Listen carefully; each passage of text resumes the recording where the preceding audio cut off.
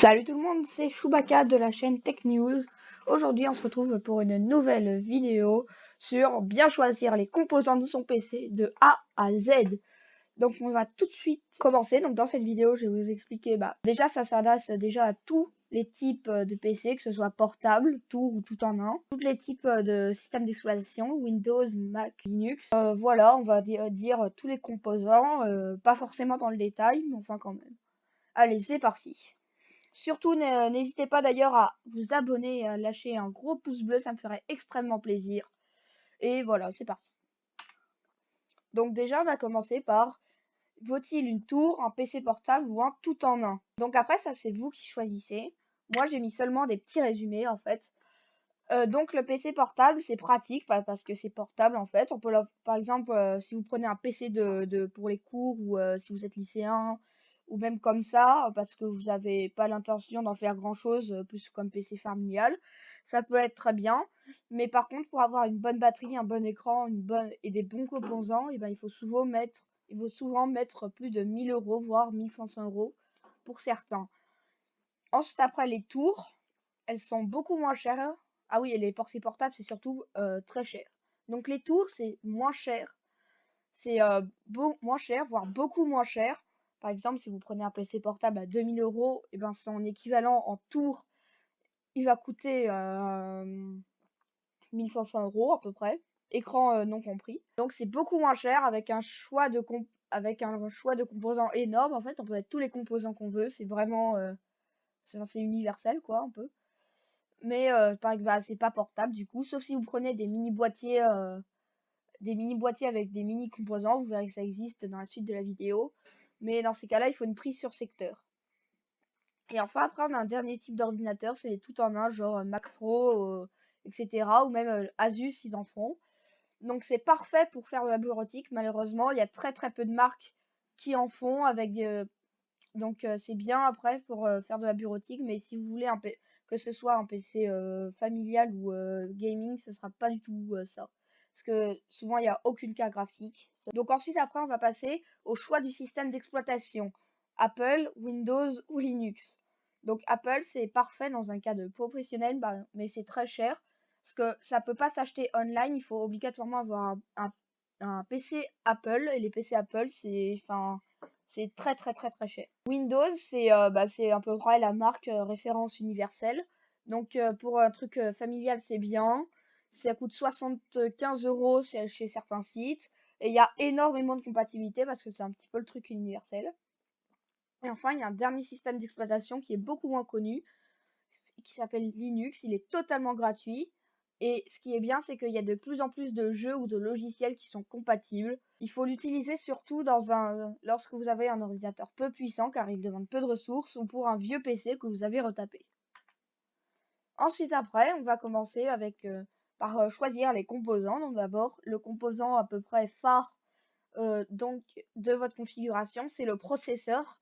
C'est ce qui va calculer en fait tous les codes de votre ordinateur. Donc il y a deux marques qui font des processeurs, il y a Intel et il y a AMD. Donc Intel, les points forts, c'est que c'est parfait pour du gaming et franchement, c'est des grosses performances. AMD, c'est parfait pour faire du multitâche, de la bureautique et ça a l'atout d'avoir un excellent rapport qualité-prix et d'être très peu cher. Genre très très très très peu cher. Intel, ses points faibles, c'est que c'est cher. Enfin, j'ai mis un peu cher, mais en fait, c'est cher tout court. Et AMD, ses points faibles, c'est que c'est pas fait pour le gaming, il n'y a pas de performance pure, c'est vraiment pour faire de la bureautique, du multitâche ou bien pour un ordinateur familial. Donc ensuite après, on va voir quelques processeurs. Donc je vais sélectionner quelques processeurs. Donc il y en a un de chez AMD et un de chez Intel et je vous ai mis en gras celui qui était le mieux pour votre configuration.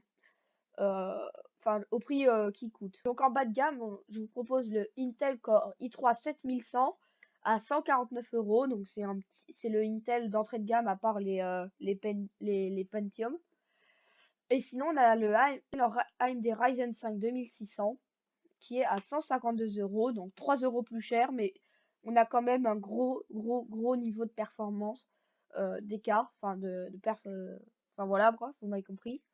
De la part du AMD, donc il est beaucoup plus puissant que le Intel Core i3. Donc ça, c'est vraiment un gros avantage. Ensuite, après, on va passer au milieu de gamme. Donc, j'estime ça autour des 300 euros, 250-300 euros. Donc, on va commencer chez Intel avec le Intel Core i5 9600K. Le K, à la fin, ça veut dire qu'il est overclockable. Ça veut dire que vous pouvez le booster. En fait, vous pouvez booster ses performances. Le Intel Core i3, eh ben, il n'a pas le K, ça veut dire qu'on ne peut pas les booster. Et si jamais vous rencontrez un processeur avec un T à la fin, chez Intel, ça veut dire que vous pouvez pas l'overclocker, c'est-à-dire que vous pouvez pas le booster. Chez AMD, tous les processeurs sont overclockables. Donc tout va bien, on se pose pas la question. Donc on a le Intel Core i5 9600K qui est à 300 euros et l'AMD Ryzen 7 Max 22 700 qui est à 270 euros. Et là encore, je vous conseille AMD parce que ça a toujours un excellent rapport qualité-prix. Et même si les Intel sont mieux faits pour du gaming, ça changera vraiment pas grand chose au niveau des FPS, donc des images dans le jeu. Et franchement, le processeur d'AMD sera beaucoup plus puissant. Ensuite, après, on passe directement au haut de gamme. Donc, j'estime ça vers les 500 ou 600 euros. Donc, c'est encore autre chose. Je sais qu'il y a un gros écart entre le milieu et le haut de gamme. C'est pour ça que je vous ai pas mis, mais je vous conseille fortement le Intel Core i7 8700K. Et chez AMD, c'est toujours le Ryzen 7 parce qu'il n'y a pas d'équivalent au terme de prix. Je crois que le i7 8700K coûte aux alentours de 400 euros. Donc voilà, ça c'est, je l'ai pas mis, mais c'est un intermédiaire, on va dire, entre les deux. Et donc on passe au haut de gamme. Donc chez Intel, il y a l'excellent Intel Core i9 9900K, donc de la 9e génération. Qui est overclockable jusqu'à 5 GHz. Les gigahertz, en fait, c'est la vitesse de chaque cœur. Donc celui-là, il a 8 cœurs 16 threads, je crois. Et on a aussi, ou bien son équivalent, c'est l'AMD Ryzen Threadripper 2920X qui est à 700 euros. Donc en fait, entre l'AMD Ryzen 7 Max qui est à 270 et le Threadripper 2920X qui est le moins cher de la gamme Threadripper, il n'y a aucun autre processeur de chez AMD. Donc j'ai pas pu mettre en dessous en fait, donc voilà. Après sinon chez Intel aussi, si vous voulez vraiment rejoindre que les prix soient pareils avec le Threadripper, on a les séries X du Intel Core i9 qui sont un peu plus chères. Je sais pas ce qu'elle rajoute, ça rajoute je crois un peu de puissance, mais pas grand chose, ça change vraiment pas grand chose. Ensuite après on a un deuxième élément, c'est la carte mère. La carte mère, comme son nom l'indique, c'est que en fait vous n'aurez pas enfin, je veux dire, c'est la carte qui regroupe tous les éléments de votre PC. Mais quand je dis tout, c'est tout, en fait. Donc c'est vraiment quelque chose à ne pas négliger. Vous pouvez en avoir pour pas très cher et des très très très très bien, mais c'est vraiment une étape à ne pas négliger. Les ordinateurs portables, si ceux qui veulent avoir un ordinateur portable dans cette vidéo, ils sont pas concernés par cette étape. Je vous mets en bas de l'écran la minute à laquelle il faut aller si vous voulez zapper cette étape. Donc, choisir sa carte mère. Donc déjà, il y a des sites qui permettent de vérifier les compatibilités au niveau processeur, carte mère, RAM et tous les autres composants. Personnellement, j'utilise TopHA, mais il y a aussi d'autres excellents sites, notamment un, j'ai plus le nom en tête, je vous mettrai le lien dans la description, conseillé par un ami, qui d'ailleurs est soutien à la chaîne, merci Pixili, qui choisit en fait, qui choisit vos produits, qui vérifie leur compatibilité et qui ensuite les trouve les moins chers sur les sites en fait. Donc déjà sur une carte mère, qu'est-ce qu'il faut vérifier? C'est le socket, c'est là où vous allez placer le processeur. Si vous avez un processeur Intel ou un processeur AMD, ça va pas du tout être le même socket. Chez Intel, ça va être un socket 1151 pour les Intel Pentium, i3, i5, i7, i9. Et après, à partir des i9 bien améliorés, ça va être un socket différent. Chez AMD, c'est le socket AM4 qui est valable pour les Ryzen 3, Ryzen 5, Ryzen 7 et les Ryzen qui sont en dessous du Ryzen 3, mais qui ne sont pas valables pour les Threadripper. Oui, voilà, qui ne sont pas valables pour les Threadripper, il faudra avoir des cartes mères qui ont un autre socket et qui sont plus chères également. Donc qu'est-ce qu'il faut vérifier déjà? Bon, à part le socket, c'est est-ce qu'il y a des emplacements de RAM pour vos RAM? Est-ce qu'il y a de la connectique qu'il vous faut, que ce soit connectique, SATA, etc. pour tous vos disques durs, ou bien ou bien voilà, vos disques durs, ou bien la connectique arrière. Genre là, ici, tous les ports USB et tout, ça c'est la partie qui va ressortir sur la tour du PC vers l'arrière. Il faut vérifier les ports PCI parce que c'est là que vous allez brancher tous vos gros périphériques importants comme la carte graphique ou bien si vous voulez une carte son ou une carte Wi-Fi. Et enfin sur fort bas, c'est-à-dire sa taille, si elle est ATX, mini ATX ou micro ATX. Ça aussi ça peut changer, les connectiques peuvent changer ainsi que le prix. Ensuite, après, je vais vous proposer quelques modèles de cartes mères en fonction que ce soit chez Intel ou chez AMD, en fonction des avis des gens sur les forums. Donc, on va commencer par Intel. Je vais vous faire du bas de gamme, puis le milieu de gamme, puis le haut de gamme. Donc, chez Intel, en bas de gamme, on a la MSI Z370A Pro qui est à 114 €, ou bien la Asus Prime Z370P2 qui est à 122 €. Donc là, c'est deux cartes graphiques bas de gamme de chez Intel. Souvent, les cartes mères de chez Intel, elles commencent toujours par un Z300 quelque chose. Très très très souvent. Et si c'est 370, ça veut dire que c'est une carte peu puissante. Et les plus puissantes, c'est des Z390, comme vous pouvez le voir dans le milieu de gamme et dans le haut de gamme. On va passer maintenant au bas de gamme de chez AMD. On a d'abord la Asus TUF B450 Plus Gaming. Alors là, chez AMD, il y a 450 et 470 comme chiffre, donc vous pouvez aller les voir dans les milieux de gamme et les hauts de gamme. Voilà, donc ça commence toujours par B400 quelque chose, qui est à 108 €. Donc il faut savoir que, à part le processeur, si vous prenez un processeur AMD, les cartes graphiques, les cartes mères, pardon, seront aussi beaucoup moins chères. Hein, vous allez avoir du mal à trouver des cartes à 600 € par exemple si vous prenez un processeur AMD. On passe maintenant au milieu de gamme. On a l'excellente Asus Prime Z390M+, qui est à 149 € et la MSI Z390A Pro qui est à 139 €. Donc depuis le début, je vous ai montré que des Asus et que des MSI parce que il y a pour moi, hein, après c'est que mon opinion personnelle, mais il y a trois grandes marques qui font, on va dire, du matériel bien, surtout pour un élément aussi important du PC qui est la carte mère. C'est MSI, Asus et enfin Aorus Gigabyte. C'est vraiment les trois marques sur lesquelles je me référence, franchement, au niveau des cartes mères et des cartes graphiques. Donc maintenant, on va passer au milieu de gamme de chez AMD. On a la Asus ROG Strix B450F Gaming. Donc la gamme ROG Strix de Asus, c'est une gamme de cartes mères qui est vraiment, enfin de composants d'ailleurs, qui commence à entrer dans le haut de gamme. Mais vu qu'on est chez AMD, c'est beaucoup moins cher. On a aussi la MSI B450 Gaming Pro Carbone qui est à 145 €. On entre maintenant dans le haut de gamme. Et dans le haut de gamme, je vous conseille si vous avez même un processeur i9, je vous conseille de ne pas mettre au-dessus de 250 € dans votre carte mère, ce sera inutile. Après, sauf si vous êtes un grand geek et tout, mais je pense que si vous êtes vraiment un grand geek qui joue à des jeux bien lourds, etc., et ben vous regardez pas forcément cette vidéo. Si vous faites de la bureautique, je vous conseille de ne pas dépasser les 150 € dans une carte mère. C'est-à-dire que le haut de gamme n'est vraiment pas fait pour vous, sauf si vous avez un processeur de la mort qui tue qui coûte 3000 €. Donc nous allons passer au haut de gamme chez Intel. On a la Asus ROG Strix Z390F Gaming RGB qui est à 230 €. Donc celle-là, c'est vraiment une carte mère. Si j'avais un setup qui tournerait autour des 2000 €, je prendrais vraiment celle-là. Je vous la reconseille.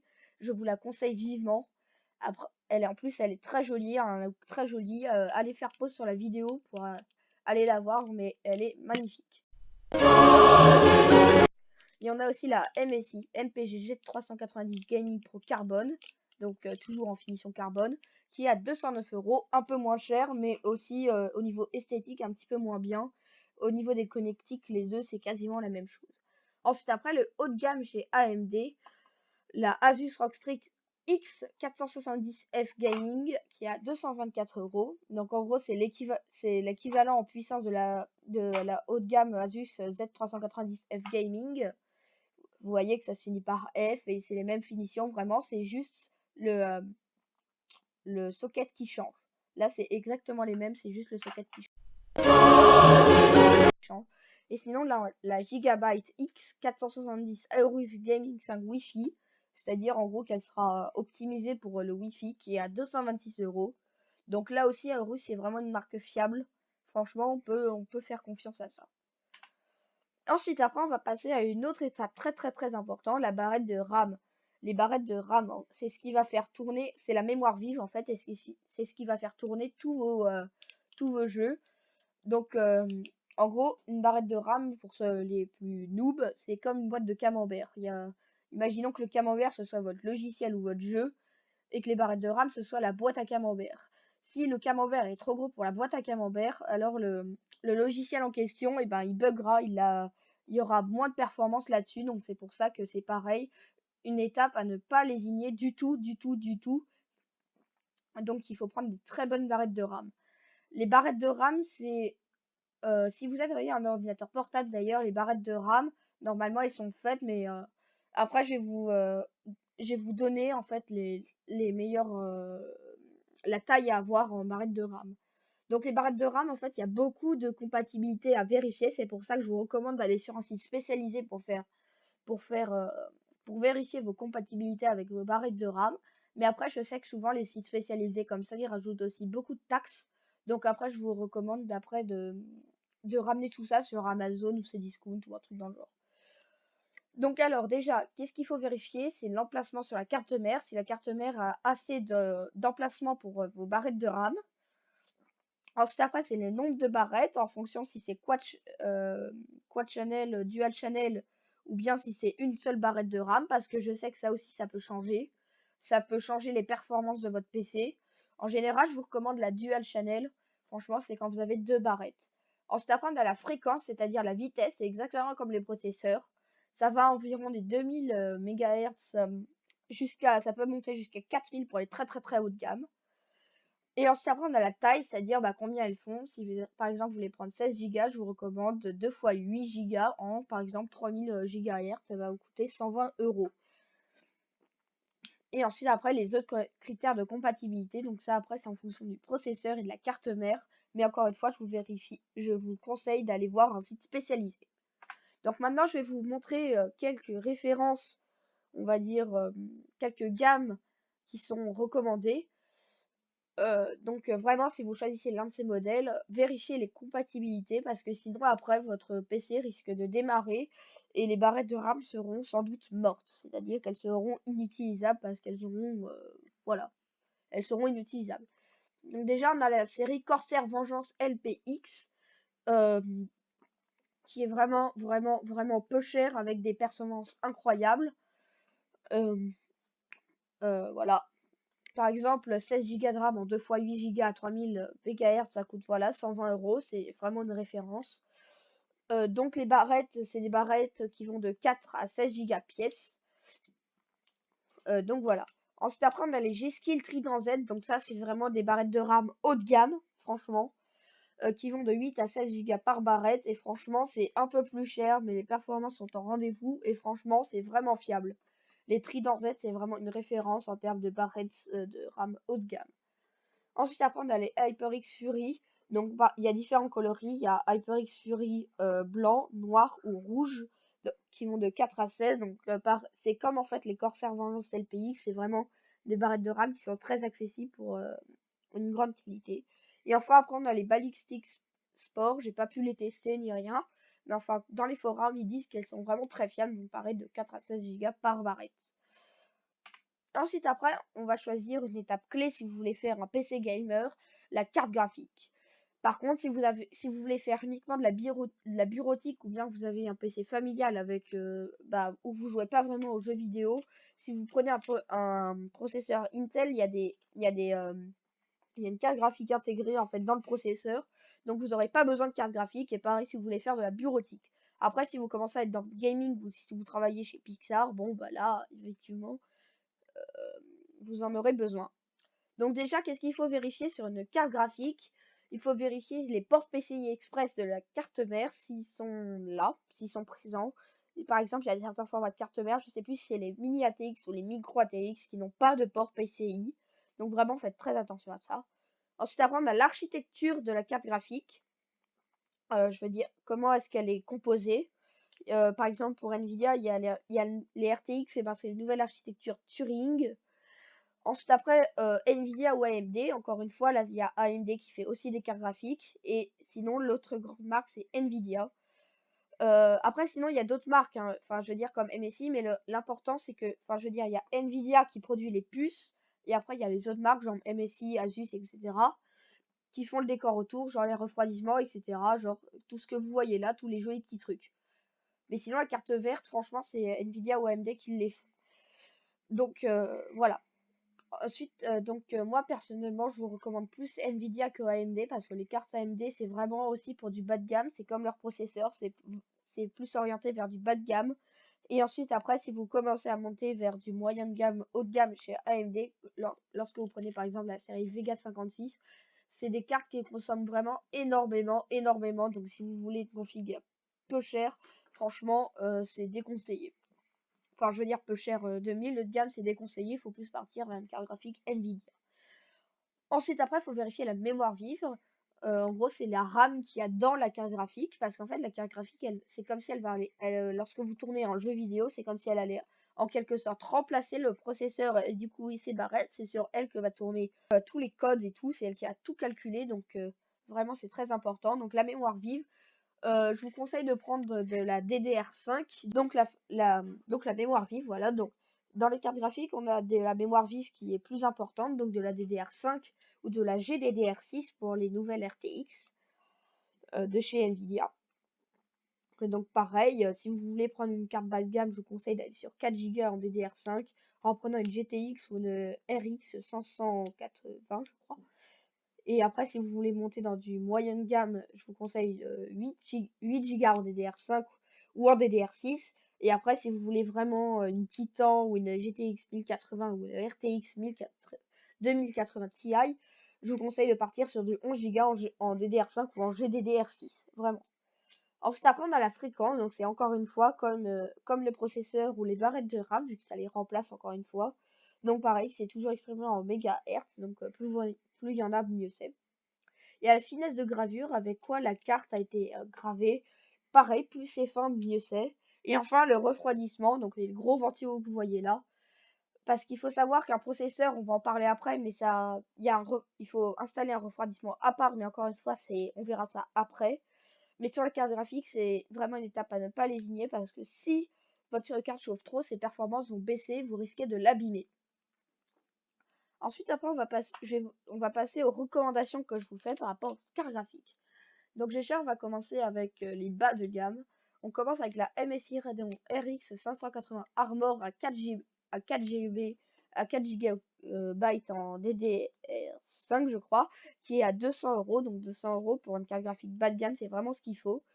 Un petit conseil aussi en argent, il faut vraiment, si vous voulez avoir une configuration gaming, il ne faut pas hésiter à mettre plus d'argent dans votre carte graphique que votre processeur. Vous pouvez prendre un processeur à 500 euros, mais par contre, eh ben, il faudra prendre une carte graphique qui sera autour des 800 euros si vous voulez vraiment avoir un setup dans cette gamme de prix là. Si vous avez un processeur à 300 euros, une carte graphique à 500 euros suffira amplement. Comme la RTX 2070 que je vous conseille après. Donc ensuite après en bas de gamme on a la Gigabyte GeForce GTX 1650 WindForce 4 Go aussi en DDR5 qui est un peu moins cher, mais la série WindForce de chez Gigabyte c'est trois énormes ventilateurs et c'est réputé pour avoir un excellent refroidissement. Donc comme je viens de vous le dire, parce qu'il y a des énormes ventilos. Donc là pareil, Gigabyte c'est vraiment une très bonne marque. Ensuite après on passe directement au milieu de gamme qui sera environ entre 230 et 400 et 500 euros. Donc là c'est un processeur qui est aux environs des 300 euros si vous voulez prendre ces cartes graphiques là, franchement, si vous voulez avoir un setup qui en jette et qui vaut le coup. Donc voilà. Donc on a la MSI Radeon RX Vega 56 Air Boost 8 Go. Donc cette carte graphique là est réputée malheureusement pour consommer énormément. Donc vraiment je vous conseille de partir sur une grosse alimentation. Et mes alimentations on va voir ça juste après. Donc c'est une très bonne carte graphique, sinon de chez AMD. Et chez Nvidia, on a la AORUS GeForce RTX 2060 Extreme 6 Go en DDR6 qui est à 449 €. Donc là aussi, c'est l'entrée de gamme des RTX, mais franchement, ça fait vraiment le taf et c'est beaucoup mieux que les GTX. Ensuite, après, on passe directement au haut de gamme qui est entre 500 et infini en fait euros, parce que la plus chère carte graphique de chez Nvidia, AMD ne font pas de carte graphique dans cette tranche de prix là, d'ailleurs je précise. Enfin, ou bien très peu, mais ça vaut vraiment pas le coup. Et la plus grosse carte graphique, elle coûte 2000 €, c'est la RTX Titan. Donc là, vraiment, c'est vraiment lourd, lourd, lourd, lourd, lourd. Et c'est vraiment si vous voulez travailler chez Pixar, hein, encore une fois. Donc en haut de gamme, on a la AORUS GeForce RTX 2070 Extreme 8 GB. Donc c'est celle que je rêve d'avoir. Parce que c'est un excellent rapport qualité-prix, 649 €. Et les performances sont vraiment au rendez-vous. Vous pouvez tourner à 70-80 FPS en tout en ultra sur pas mal de jeux, genre Assassin's Creed, etc. Donc des jeux plutôt lourds. Et ensuite, après, on a vraiment le très haut de gamme si vous voulez avoir une configuration autour des 2000-2500 €. La MSI GeForce RTX 2080 Ti Gaming X Trio. Donc, c'est celle qui est en photo ici. Donc, un excellent refroidissement et 11 GB en DDR6. Donc, c'est l'une des cartes graphiques les plus puissantes du marché à part la RTX Titan. Ensuite, après, on va parler justement de l'alimentation. Donc là aussi, c'est comme les cartes graphiques, en fait, c'est vraiment quelque chose à ne pas lésigner. Et si vous voulez un ordinateur portable, je vous conseille d'aller directement voir l'étape d'après parce que vous n'êtes pas concerné par cette étape, vu que vous avez un chargeur et une batterie, c'est tout. Donc déjà, qu'est-ce qu'il faut vérifier si vous voulez avoir une alimentation? C'est sa certification. Elles sont certifiées 80+, et après, il y a différents stades. Il y a 80+ normal, bronze, silver, gold, platinum et titanium. Les titanium, il faut compter un minimum de 200 € pour 150 €, 200 € pour avoir une alimentation en titanium. Et là, vraiment, c'est vraiment des grosses alimentations qui sont à partir de 700 watts. Ensuite, après, on a la puissance, et donc c'est les watts. Ça commence aux environs de 450 € pour un setup à 500 €. Je vous conseille pour un setup à 1000-1500 € d'avoir une 650 watts. Et pour les setups autour de 2000-2500 € une 750 watts, voire vous pouvez aller jusqu'à la 1000 watts. Ensuite après, il faut vérifier ses dimensions, si elles sont bien dans le boîtier. C'est l'étape juste après de choisir le boîtier. Et enfin, si elle est modulaire, semi-modulaire ou non modulaire. Celle-là, elle a l'air d'être modulaire en fait. Parce que en fait, les non modulaires, c'est quand il y a tous les fils pour brancher vos câbles sur la carte mère et la carte graphique. Les semi-modulaires, c'est quand on a une partie des fils qui ne peut pas bouger et l'autre partie qui peut bouger pour faire juste ce dont vous avez besoin. Et les totalement modulaires, donc les modulaires normales, vous pouvez mettre les fils que vous voulez en fonction de votre setup. Ensuite, après, quelques marques d'alimentation, parce que franchement, que ce soit à un voltage près ou bien que ce soit modulaire, semi-modulaire, les gammes changent complètement. Il y a énormément de produits. Donc, les plus fiables, je vous ai mis, à part la certification, il y a Corsair, il y a Be Quiet, donc comme son nom l'indique, c'est des alimentations très silencieuses. Il y a Asus qui font quelques, genre 5 ou 6 gammes d'alimentation, mais c'est vraiment une marque fiable que je recommande.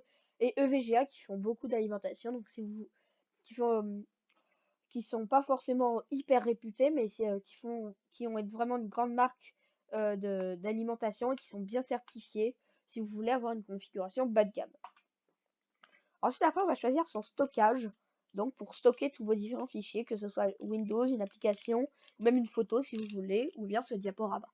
Donc, on a plusieurs types de stockage. On a à part la RAM, bien entendu, on a les HDD, donc ici, les SSD, ici, et les M.2 ici. Donc, les plus puissants, c'est les M.2 et les moins puissants, c'est les HDD. Donc, si vous voulez avoir une configuration bas de gamme, vous prenez plus un Tera de HDD. Un milieu de gamme, vous pouvez prendre, je sais pas moi, 250 ou 500 Go de SSD plus 1 Tera de HDD pour stocker vos différentes photos. Sachant que le SSD va faire tourner principalement les grosses applications Windows parce que c'est plus rapide. Et enfin, si vous voulez avoir vraiment un gros setup autour des 2000 €, je vous conseille vraiment un M.2 de 500 Go et encore une fois un HDD de 2 Tera cette fois-ci parce qu'en général lorsqu'on a un setup à 2000 €, bah, il faut que le stockage suive. Et ensuite après il faut vérifier donc la taille, c'est ça, les gigas.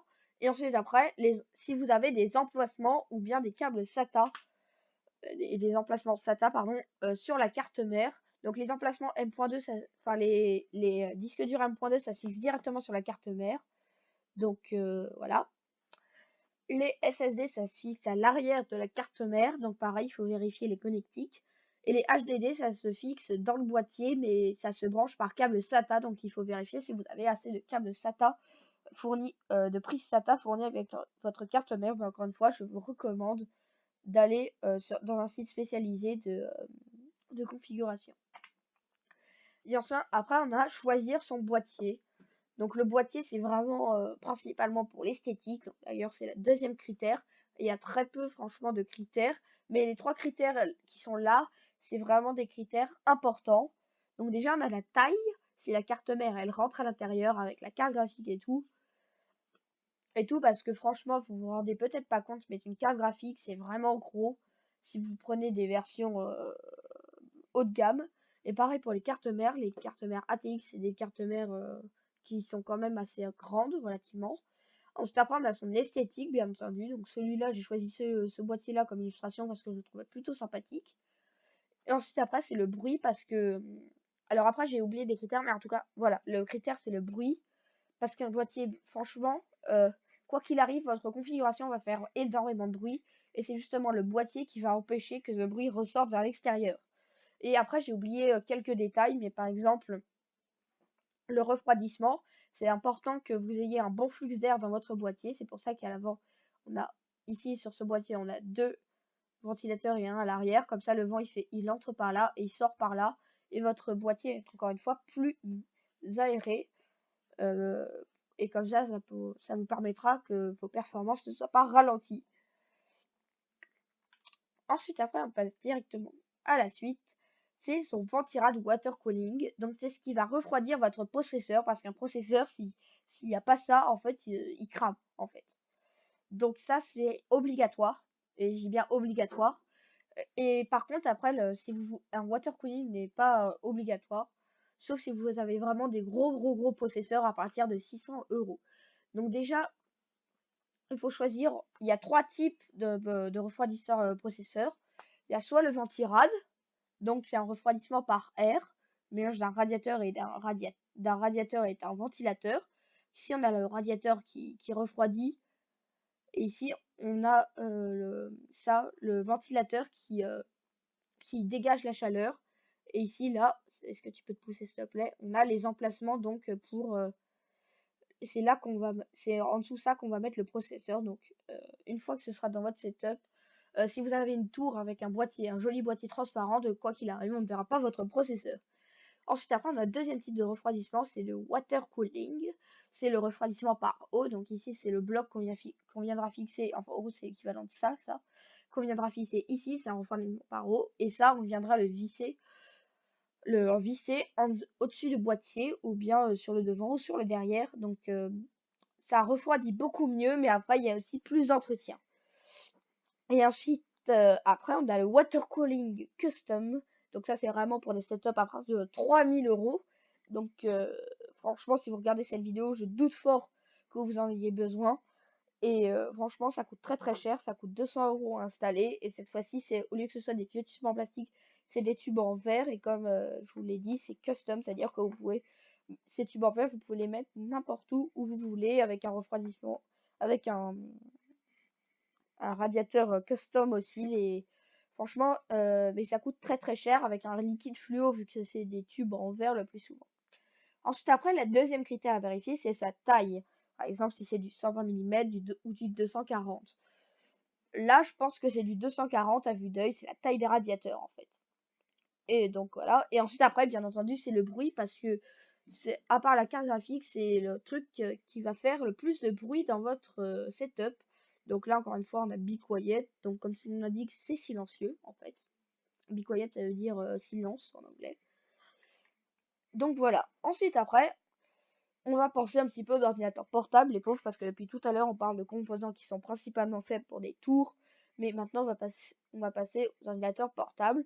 Donc moi, je les divise en 2 catégories. Ceux qui sont faits pour faire de la bureautique, ou bien pour suivre les cours si vous êtes dans un lycée, et ceux qui sont faits pour du gaming. À noter que ceux qui sont faits pour du gaming seront beaucoup plus lourds avec une autonomie beaucoup moins importante, et ils seront également beaucoup plus chers et chaufferont aussi également beaucoup plus. Donc on va commencer déjà avec ceux pour la bureautique. On a les Acer Aspire, donc moi j'ai mis le 5, donc c'est un modèle précis, mais la gamme en général est très bien.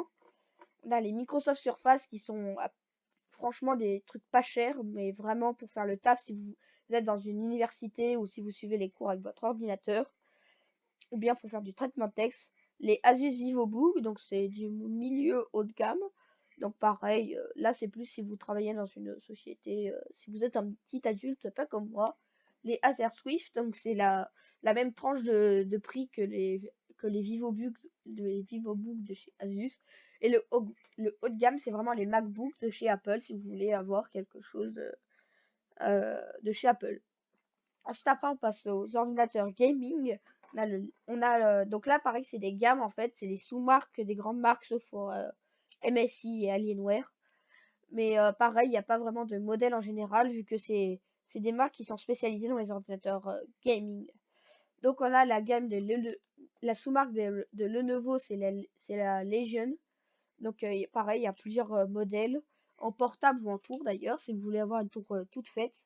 À noter que les tours toutes faites, ça coûte aussi beaucoup plus cher pour des composants qui sont souvent de moins bonne qualité que si vous les prenez un par un et que vous les faites monter pour une quarantaine d'euros. On a la gamme des Asus ROG Strix. Donc à l'intérieur, bien entendu, il n'y a que des gammes ROG Strix et qui sont vraiment très jolies au niveau de l'esthétique et les performances sont au rendez-vous. Donc MSI, franchement, là, c'est même pas une sous-marque, c'est une marque qui est spécialisée dans le gaming, le matériel gaming.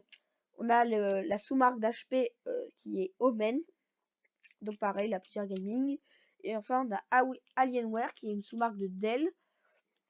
Enfin, pas une sous-marque, mais une marque qui appartient à Dell. Mais là, franchement, c'est des ordinateurs, il faut compter un minimum de 2000 € si vous voulez avoir un ordinateur portable. D'ailleurs, c'est l'image qu'il y a là. Mais ils ont quasiment aucune autonomie, c'est juste pour avoir le kiff d'un ordinateur portable avec les derniers composants et les plus puissants qu'il y a actuellement sur le marché. Et ensuite, après, à la fin, on a choisir son écran. Je ne ferai pas choisir son clavier souris, bon, parce que ça, je pense que vous êtes un minimum grand pour le faire. Franchement, et en plus, il n'y a pas vraiment, si vous voulez plein de boutons sur votre souris, bah, vous prenez plein de boutons sur votre souris. 20 € si vous prenez une souris filaire, ça se verra amplement. Donc, je pense que vous êtes suffisamment grand pour ça. Donc ensuite, après, on va choisir son écran. Donc pareil, l'écran, c'est quelque chose à ne pas lésigner, parce que si vous prenez un setup à 3000 € par exemple, et que vous prenez un exemple à 100 €, un écran à 100 €, ça va être totalement inutile en fait. Mais quand je dis inutile, c'est inutile. Et vous allez voir pourquoi. Donc déjà, la première chose à regarder, c'est la résolution. S'il est HD, Full HD, Quad HD, ou je sais quoi, pas quoi, OLED, 4K, tout ce que vous voulez. S'il est FreeSync ou G-Sync si vous avez une carte graphique. FreeSync si vous avez une carte graphique de chez AMD et G-Sync si vous avez une carte graphique de chez Nvidia. À noter que la technologie les écrans FreeSync sont moins chers que les G-Sync, donc comme d'habitude, hein, c'est AMD. Ensuite, après, on a la taille à regarder, donc qui s'exprime en pouces, et son taux de rafraîchissement qui s'exprime en mégahertz, je crois. Et ça indiquera en fait votre nombre d'images par seconde sur l'écran. Par exemple, c'est là que je dis, si vous prenez par exemple un setup à 3000 € avec un écran de 100 € avec 60 Hz de taux de rafraîchissement, c'est-à-dire que votre écran va afficher que 60 images à la seconde. Alors que si vous tournez un jeu à 60 à 200 FPS, bah vous serez un petit peu deg quoi quand même parce que vous ne pourrez pas voir la différence. Et pareil à l'inverse, franchement, si vous payez un écran 400 € mais que enfin franchement vous avez un petit setup, pareil, ça sert à rien en fait. Et enfin après on a le temps de réponse, donc c'est-à-dire le temps qu'il faut entre le temps qu'il faut pour les codes d'arriver entre l'ordinateur et l'écran. Donc ça va de 6 millisecondes à 1 milliseconde, donc c'est vraiment très peu. C'est pas forcément ce genre de détail qui va changer, mais si vraiment vous voulez faire du gaming, je vous conseille d'avoir un écran 1 milliseconde. Merci et voilà, vous avez votre setup complet à part les claviers souris. Merci d'avoir regardé cette vidéo. J'espère qu'elle vous aura plu. Si c'est le cas, n'hésitez pas à vous abonner à la chaîne et à lâcher un gros pouce bleu, même si je sais que ce pouce bleu là, c'est un pouce bleu de Facebook. Mais on va dire que c'est un pouce bleu de YouTube pour me faire plaisir, vous voyez. Et donc voilà, n'hésitez pas à vous abonner et à lâcher un gros pouce bleu et j'espère qu'on se reverra bientôt. Salut tout le monde, c'était Chewbacca de la chaîne Tech News.